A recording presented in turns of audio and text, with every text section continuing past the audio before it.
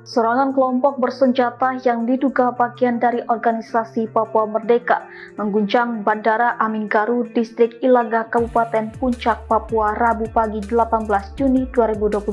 Dua tembakan diarahkan ke landasan pacu dan apron bandara, memicu kepanikan penumpang serta penghentian total aktivitas penerbangan.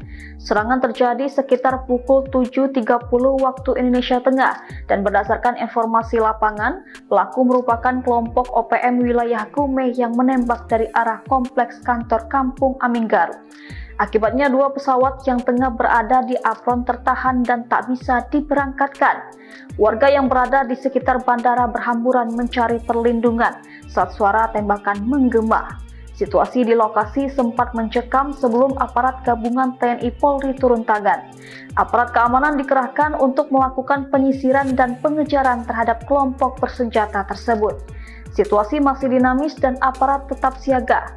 Kasatgas Humas Operasi Damai Kartens Kombes Yusuf Sutejo menjelaskan kronologi peristiwa bermula saat tim patroli Belukar 5 dan 6 tengah melaksanakan pengamanan rutin di sekitar area bandara. Saat itulah terdengar suara tembakan dari dua titik berbeda yang diduga berasal dari posisi kelompok OPM.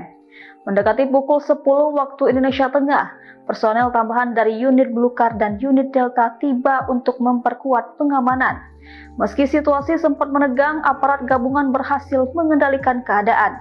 Untungnya pesawat yang mengangkat Bupati Puncak berhasil mendarat dengan selamat dan Satgas langsung melakukan pengamanan serta pengawalan menuju kediaman dinas di Gome.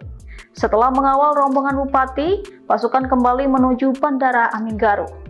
Namun dalam perjalanan mereka kembali ditembaki dari arah Jembatan Ilame.